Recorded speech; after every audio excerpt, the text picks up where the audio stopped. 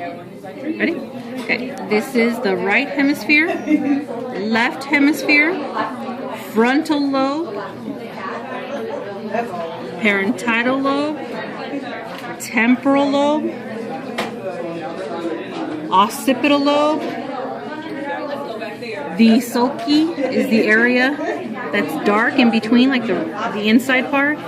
The gyri is the raised part, so it's this section here. The longitude fissure begins from the frontal lobe all the way back. The transitional fissure runs along the back between the cerebral and the cerebellum, so it runs transverse. It shows the vermis, which is this raised area here in the sheep. It is this whole section here, which is raised.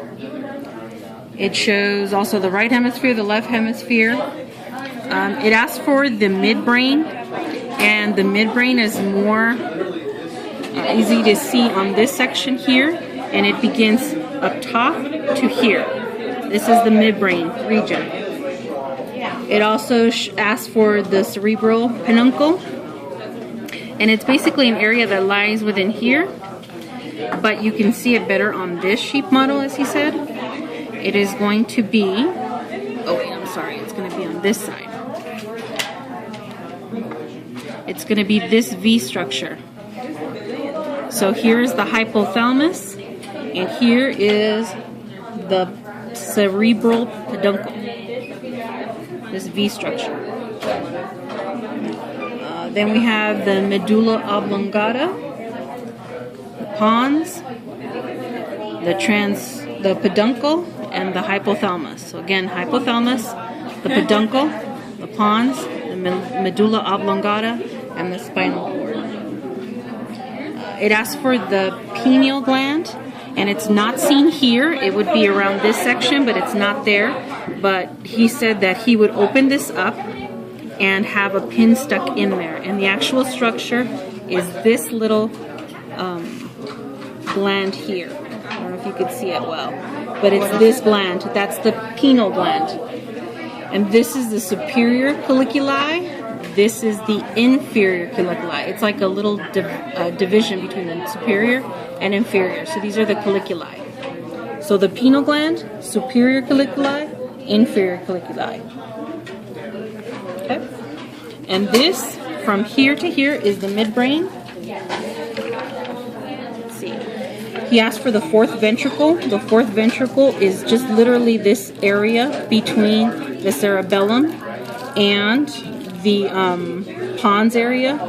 So it's going to be here. This is the aqueduct. This is the thalamus. The thalamus surrounds the third ventricle. And the third ventricle is that depression inside. So the third ventricle is surrounded by the thalamus on either side, a left and a right side. So that's where it is. This area here is the hypothalamus. This is also the pituitary gland. On here it also shows the optical nerve on this end. And this point here, since it's the sagittal cut, is the midpoint where the optical chiasma lies.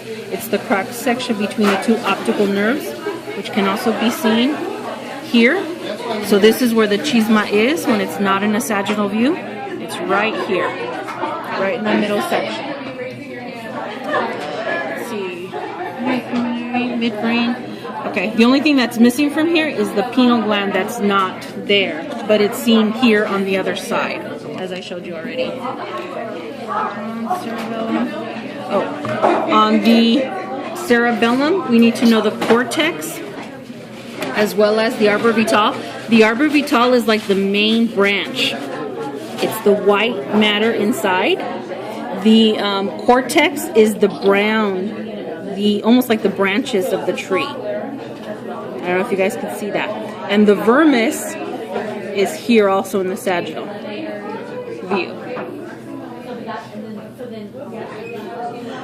Yeah, I think I got everything. Oh, and this is the central canal for the spinal cord. So this is the corpus callosum. This is the lateral ventrals. This is the hypothalamus, the third ventral. This is the canal, and that's the fourth ventral. And this is the spine, the central spinal cord, the duct that goes to the spinal cord. I think that's it.